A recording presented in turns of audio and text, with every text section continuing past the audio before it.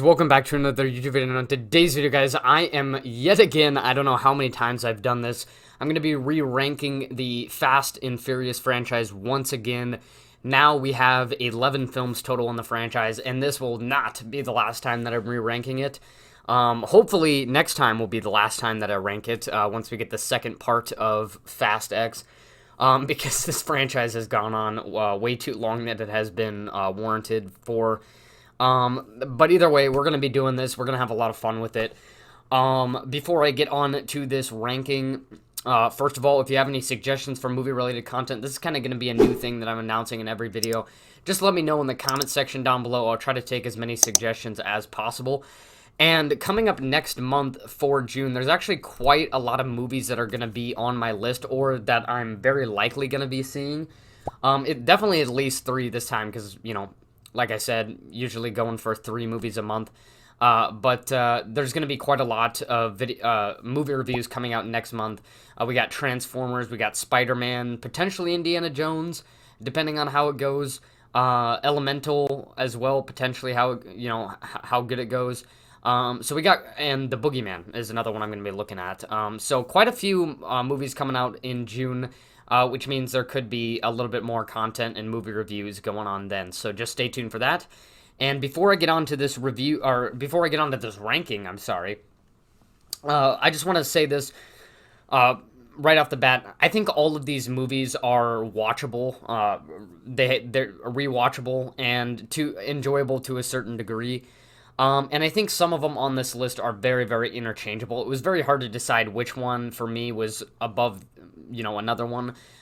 So, don't take any offense to some of these that I put on there, because I know some of you put some of these really high and I put them kind of on the lower end of the list, or some of you put it pretty low and I put it on the higher end of the list. So, I think all of these are pretty enjoyable and rewatchable at the end of the day, and I think that some of them are actually quite interchangeable on this list. So, starting at number 11, which is still at the bottom of the list for me, from my last ranking, which I checked to see my placements on that one, is going to be Fast and Furious, the 4th installment in the franchise.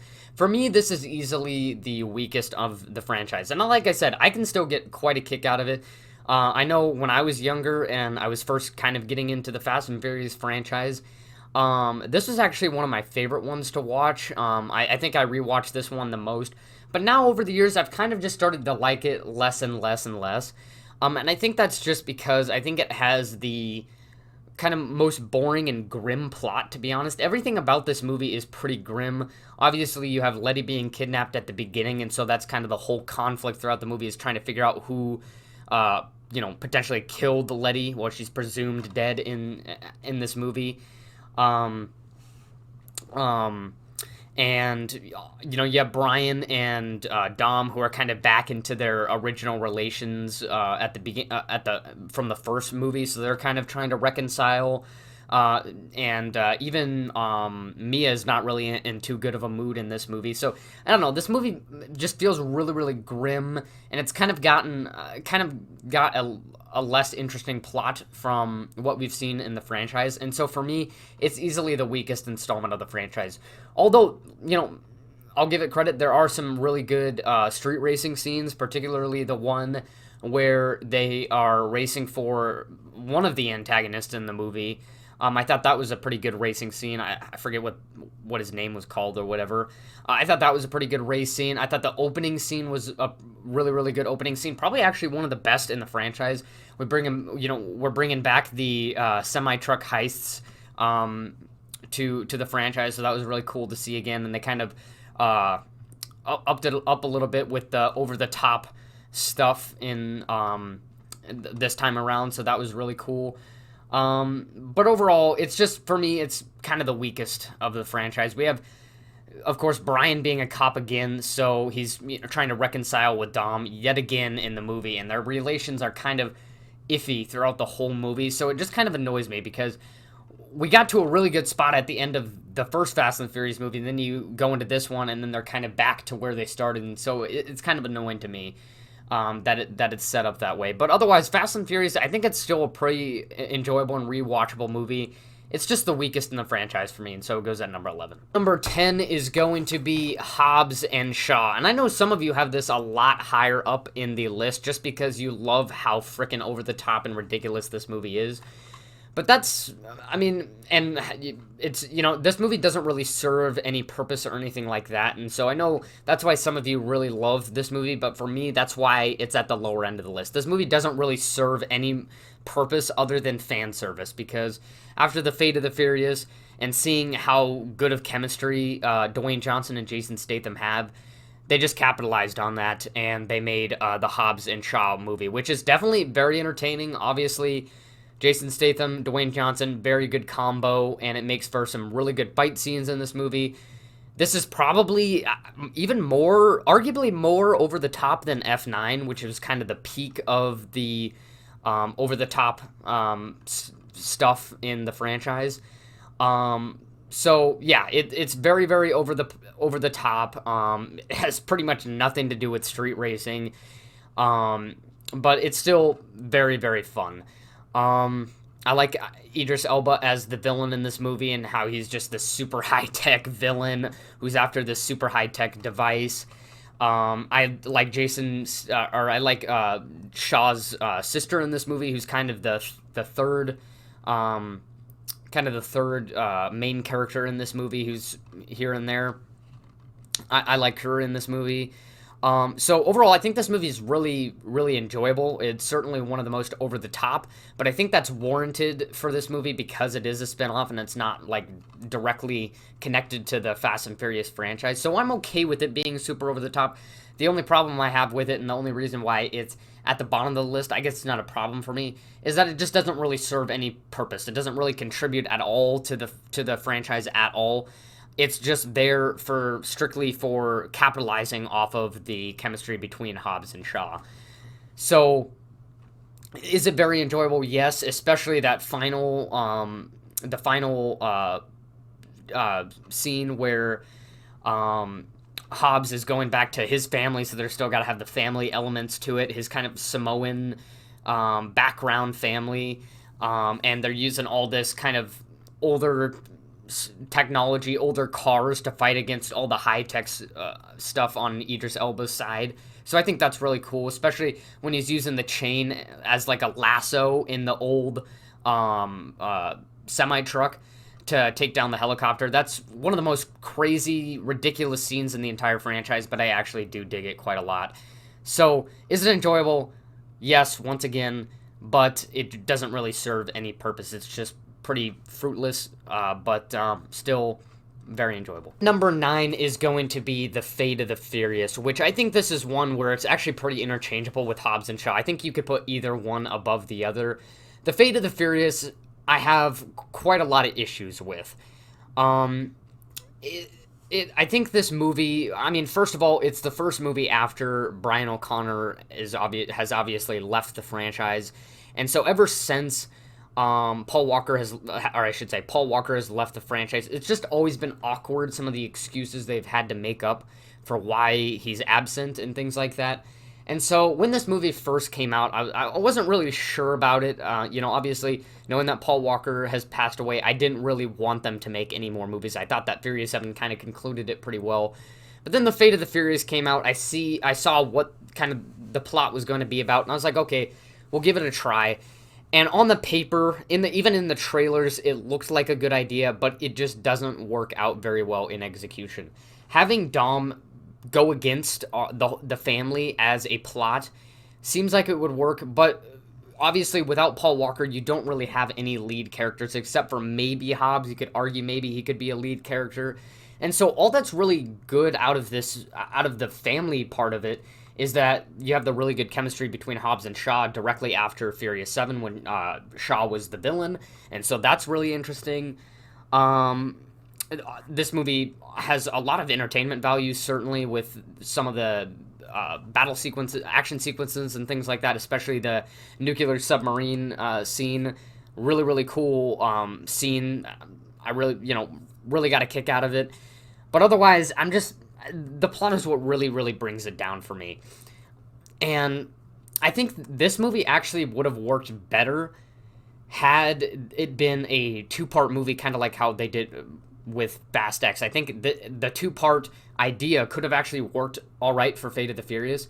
And second of all, I think it could have worked better if they had a lead character there, besides, nobody really, because Dom Toretto leaves. You don't really have a lead. You just have the family against Dom Toretto, and so it's really weird.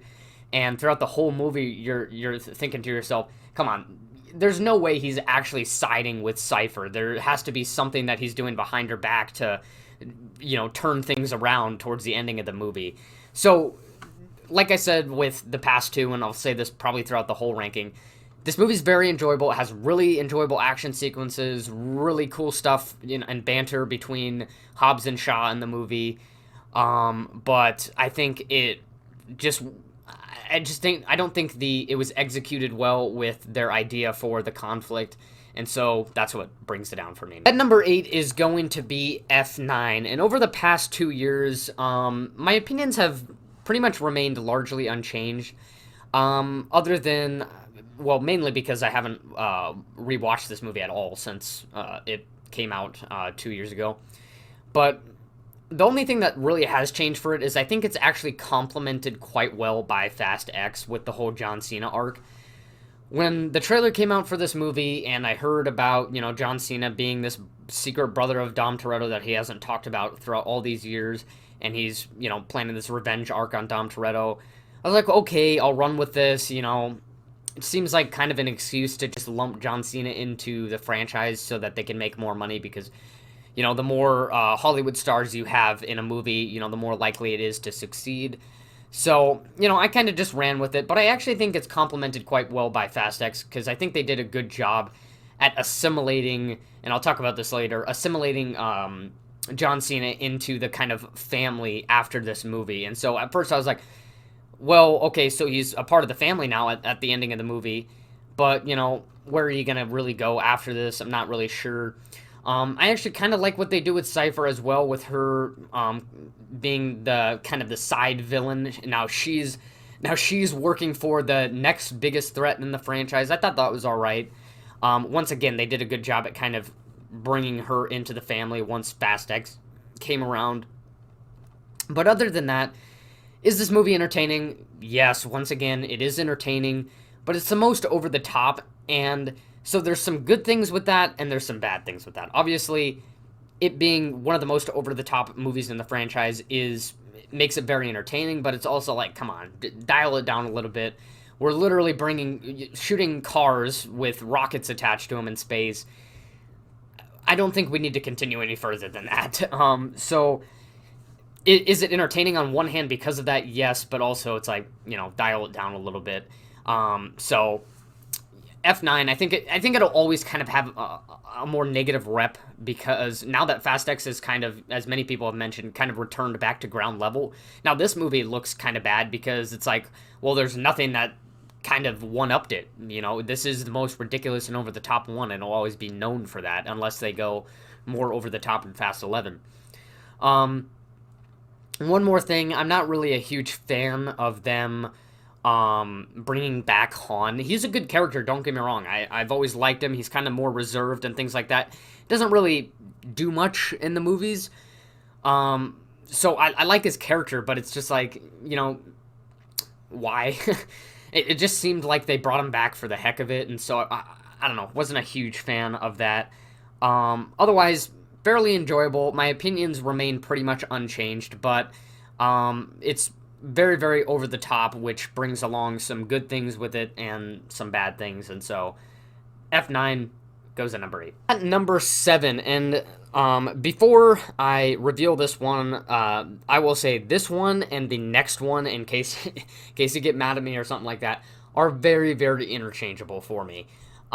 It's just, I don't know, I had a tough time deciding, so I just kind of ran with it. So at number 7 is going to be Fast and Furious 6. And I know some people really, really love this movie. It's one of their favorite of the over-the-top bunch of movies. This one kind of kicked off the movies just going for as over-the-top as possible. And so I know that there's some people who really like this movie. And yes, there's certainly some great things about this movie.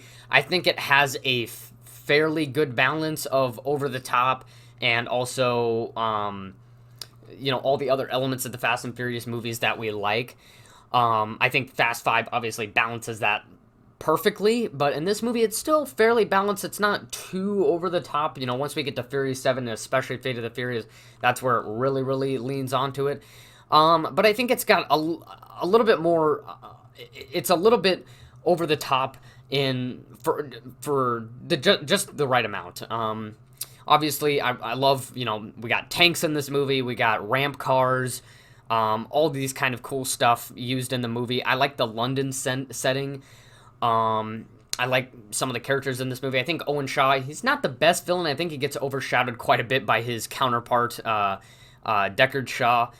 But he's not the best villain, but he works well for this movie. Gina Carano, I think, is a good character in this movie who, eventually turns on the main family, which I thought was kind of cool how they did that. Dwayne Johnson still has his kind of tough guy vibes, now that he's, now that he's not trying to, go after the family and things like that. He's helping them out, and so it's the first time that we're doing that, and so it's really cool to see him go against the bad guys in this movie and help the criminals out. It's really, really cool to see that. I mean, they're not really criminals, but they're working for the FBI, but they're still doing dirty work and stuff like that. So it's just really cool to see that. We still got some of that Dwayne Johnson freshness in this movie, whereas in the later installments, he kind of just becomes more of a comedic character. So I think this movie is very enjoyable. I just think the only thing that puts it at this spot for me, like I said, very interchangeable with the next one, it's just that it doesn't really stand out for me amongst the other ones further up in this list. So there isn't really much of a reason for me to put them above those other movies. I guess the only negative thing I would have to say about this movie is, obviously Letty comes back into this movie, which is a good thing. But I hate when, characters in a franchise, they completely forget about, everything that happened in the franchise, or they, they're having to be reintroduced or something like that. A great example of this is with Guardians of the Galaxy, with Gamora being snapped and she doesn't remember Star-Lord, and them being together, and now Star-Lord's trying to win her back over. It's the exact same thing with this movie, and I just don't like when franchises have to do that, because it just makes it very annoying the whole movie when you got Dom trying to bring back Letty's memory and all that kind of stuff. And also, she's on the villain's side for most of this movie as well. But otherwise, really enjoyable movie. I like, the action sequences, particularly the subway chase scene, the airport strip scene, even though, I mean, it was like a never-ending airport strip, so it didn't really make much sense, but it was still really, really cool. So, Fast and Furious 6, I know there's some people who would have this higher up on the list. For me, there just isn't really much that stands out for it, so I'm just going to put it here at number 7, but it's very interchangeable with the next one, so keep that in mind. Number 6 is going to be the newest installment in the franchise, Fast X. And I've already done a movie review for this, so I don't really feel like talking a whole lot about it. To put it all into summary, obviously, I like Jason Momoa. I think he's one of the most fun villains in the franchise. I love how he's able to just go crazy in this movie. Alan Richardson, I think he's a good character. I think he has a bright future ahead of him in terms of his career, especially with this movie. A lot of people loved him in this movie, and so I think he could work well for a lot of other action movies besides Fast and Furious. Just didn't really like how they went back and forth with his character in this movie. Whereas with Gina Carano, who's kind of a similar character to him in Fast and Furious 6, I think they did a better job with her because they weren't going back and forth. But I think he has a bright future ahead of him. Brie Larson, I think, actually does a pretty good job in this movie. I like how this movie kind of brings it back to kind of the Fast 5, Fast 6, and Fast 7 levels of over-the-topness. So I like how it kind of brings it back to ground level, brings us back to original spots that we've been to, familiar places, so that's really nice. Overall, it gets me really, really excited for Fast 11, although maybe the cliffhanger, the spot that they decided to end it at, it felt a little bit forced, and maybe it doesn't really make sense right now.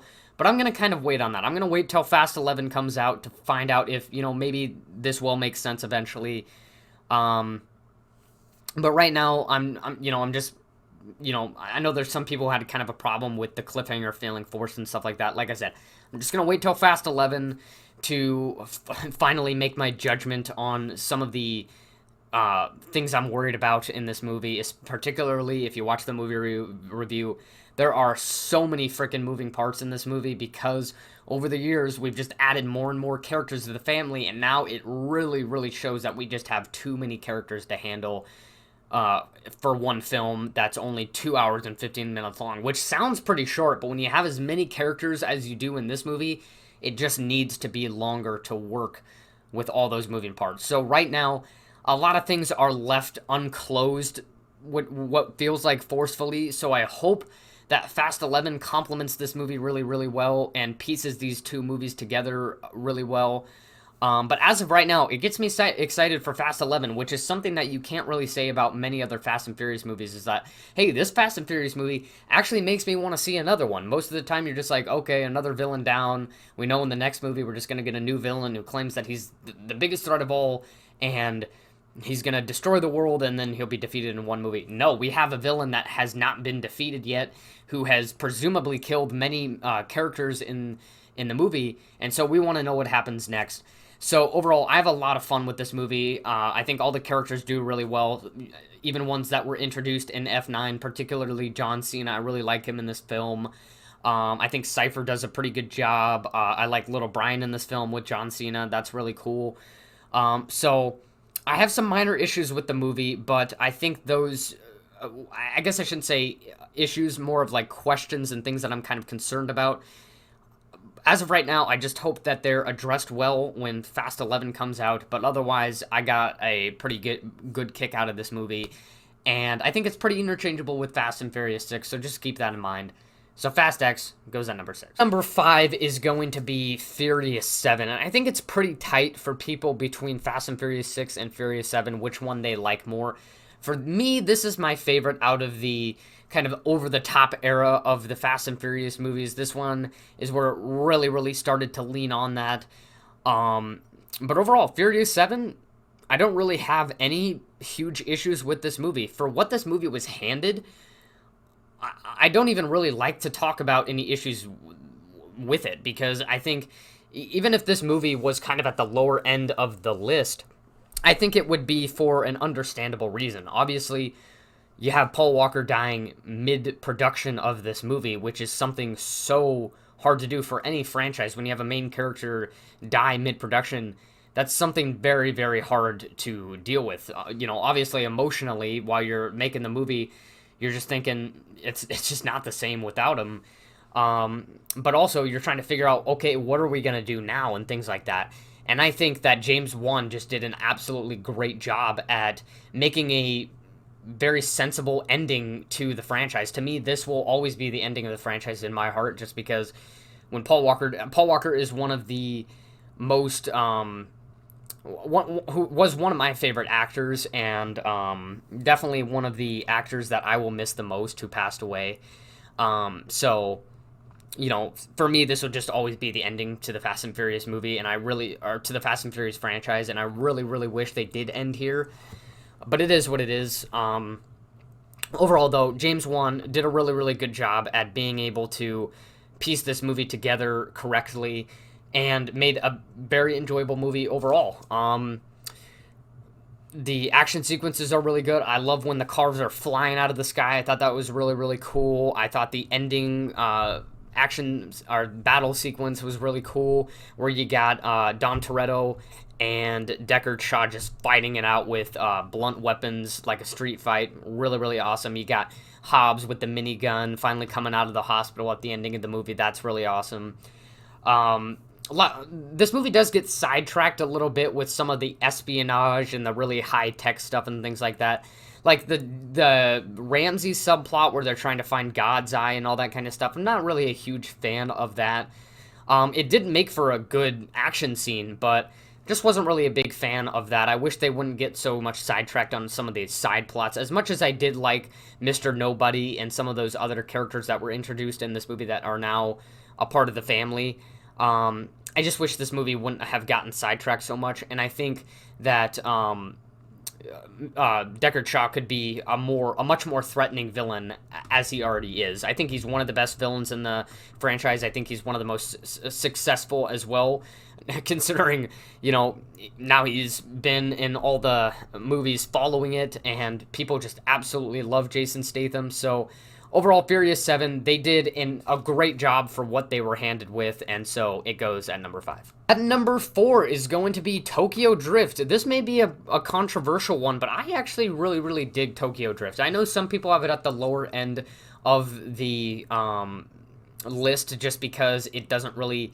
obviously, it's even more isolating than Hobbs and Shaw because it has no characters that we have known yet in the franchise. Obviously, Han comes back, and Dom is only in one cameo at the very, very end of the movie. But, in the future, obviously, with Furious 7, they did a good job at tying this movie into the franchise. But even if you're one of those people who's like, oh, it's the black sheep of the franchise, that's why I put it at the bottom of the list, kind of like what people do with Halloween 3 and the Halloween franchise and things like that. I think if you look at this movie at an individual level, in the exact same way that I do with Halloween 3, it's a very, very great racing movie. I think this movie focuses more on the racing than even the first movie does, to be honest with you. And it's really, really cool, too. I love the drifting style of racing. I love the Japanese setting. I love the characters. Twinkie, our main character, Sean, Han, even the Japanese gangster antagonist in this movie, DK, I believe. He's a really interesting villain for how small scale he is. I think it's just really cool. By the end of the movie, you're like, this dude's an asshole. I really want Sean to win this race so that he can be taken out, basically. So overall, it's a really enjoyable movie. It's got, like I said, it focuses the most on the racing. It's got some good action sequences, and if you look at this movie on an individual level overall, it's actually a pretty enjoyable movie. So Tokyo Drift, number 4. Number 3 is going to be the one that kicked it all off, The Fast and the Furious. Who would have thought in 2001 that we were going to get to this point in the franchise in 2023?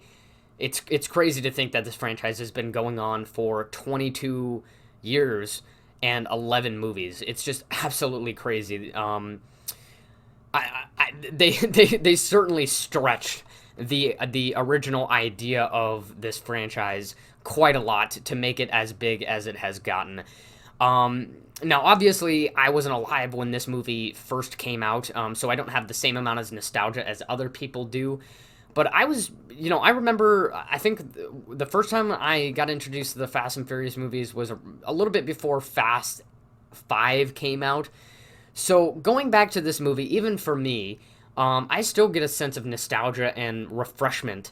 It's just really refreshing going back to this first movie to a time where it was just much, much simpler, where everything was much more smaller scale, and I kind of liked it that way. Is this movie quite derivative of movies before it?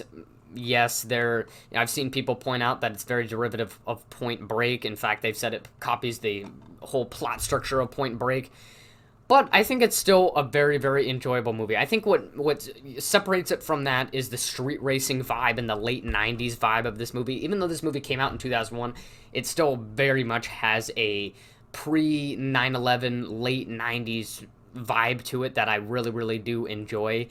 And so I just love the simplicity of this movie, considering how far we've gotten into the franchise, and how at the end of the day, this movie is just about a cop who's infiltrating this group of 20-year-olds who are illegal straight racing on, and he eventually falls in love with one of the people of the family, and eventually lets the criminal run loose at the ending of the movie. There's something just so refreshing about that, and even for me, who obviously wasn't alive when this movie came out, it's still nostalgic and refreshing to just go back to this movie and watch it occasionally and see how things used to be.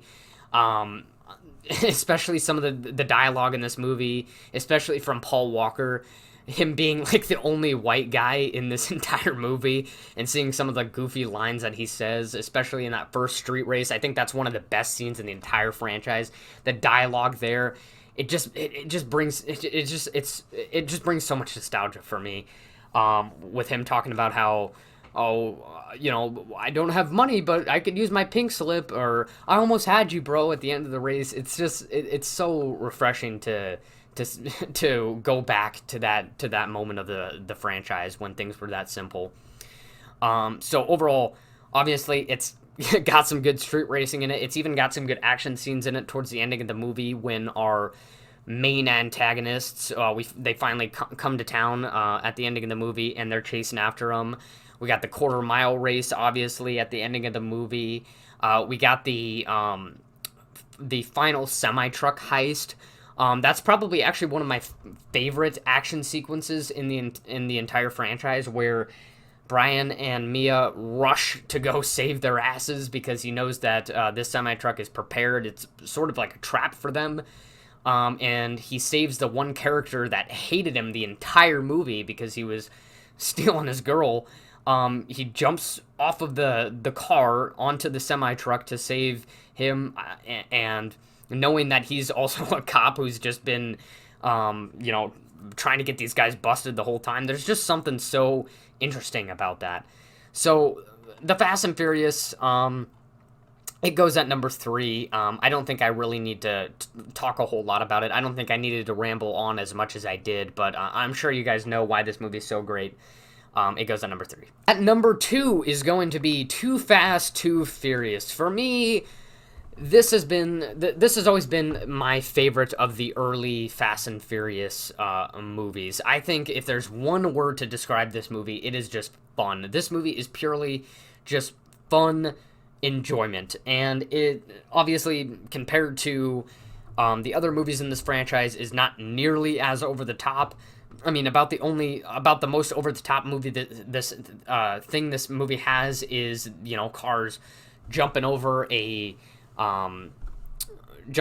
elevated bridge, or jumping off of a ramp to land on a boat, and now we got cars literally going into space. So this seems very, very mild compared to that.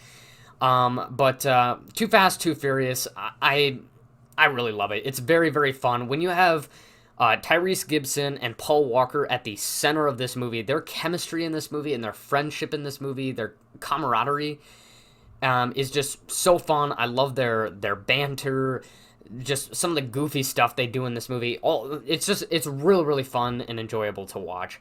I think they're probably the best character duo in the entire franchise. I honestly enjoy them more than Hobbs and Shaw. Obviously, we only get that in one movie, which is this movie.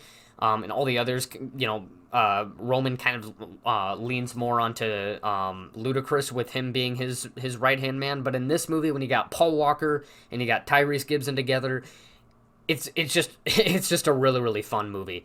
It's got some good street races to it.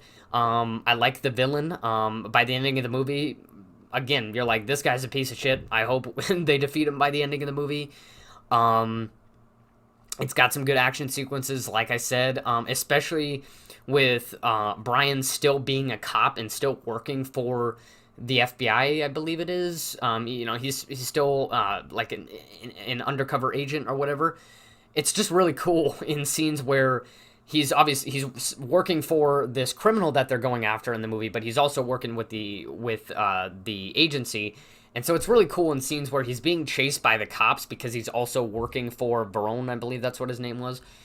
And he's like fighting off the cop cars. He's throwing, that thing that like stops the cars at the cop cars, and running over the cop cars with the huge garage scene where all the cars come out of the garage all at once and start ramming into the cars.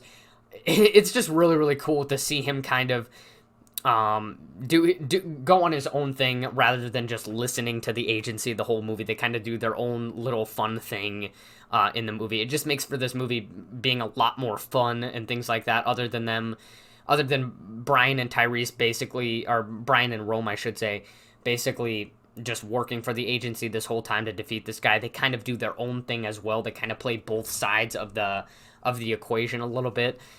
So Too Fast, Too Furious, one word to describe it is fun, and it's definitely one of the most enjoyable and rewatchable for me, so it goes at number 2. At number 1 is going to be Fast 5, and although I think Too Fast, Too Furious is even more rewatchable, I think Fast 5 is the greatest designed Fast and Furious movie. I think as just an action movie alone, I think this movie is really, really, really great.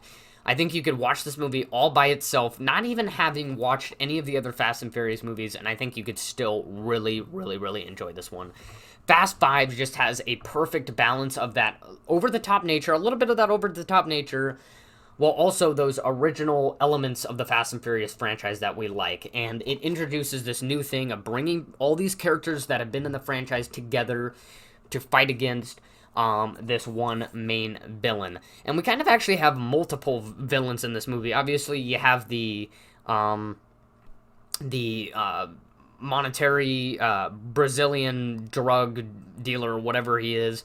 And we also have Dwayne Johnson, which is obviously what made this movie so freaking popular, is Dwayne Johnson's introduction into this franchise. And this is absolutely his best performance in the entire franchise. Just something about him at this particular time in the franchise, with him going against the characters and being the sort of bad guy to who are, and bad guys to him, because obviously he's the police, and they're, most of these people in this family are like career criminals and stuff like that. It's just really cool to see him be the tough guy in this movie and fight with Dom, especially that hand-on-hand fight scene in this movie. Really, really awesome. And then by the ending of the movie, he finally sides with them to help them fight against the real main antagonist in this movie. That scene where they're all in the police vehicle together. They've all been captured. Everything's over. They're going to jail or whatever. And then all of a sudden, the people in Rio, blow up some of the cars and things like that. And Hobbs just goes on his side and things like that. He picks him up from the ground and helps Dom. Just a really, really amazing scene. Obviously, very enjoyable. A lot of great action sequences. This one just works the best. The way it is set up, it just works really, really, really well. All the characters in the family, there's a perfect amount of characters, and all of them have a really, really good part in this movie. Obviously, I really like Rome. I really like Ludacris. I really love the two Spanish-speaking guys in this movie. I think they're really fun. Dwayne Johnson, Paul, all of them. They're all really, really great. Some of them have really good internal chemistry, and externally, they all work really, really well together. And in this one, it actually felt like all these characters really were a family. They were all united for one common goal, and they all had really, really good chemistry with each other. Whereas now, it's just kind of like, okay, well, this character was in the franchise before, so now they're, essentially a part of the family. But in this one, it actually felt like all these characters really, really did care for each other, and it was just the perfect size for it to work really, really well. Additionally, you have the reveal of Paul Walker, or Brian, I should say, becoming a dad in this movie, with Mia revealing herself as being pregnant. So, obviously, that was really cool. Kind of got you excited for the future films to see how that would change things and things like that. So, yeah, Fast 5, it just works really, really well. It's very enjoyable, and so that's why it goes at number 1. That is it for the ranking. I know I rambled on a little bit towards the end there, but I hope you guys enjoyed that ranking. Make sure you share your ranking in the comment section down below, and share any suggestions for movie-related content in the comment section as well. Other than that, that's it for me. Stay tuned for future content. Like and subscribe, guys, and I will see you next time.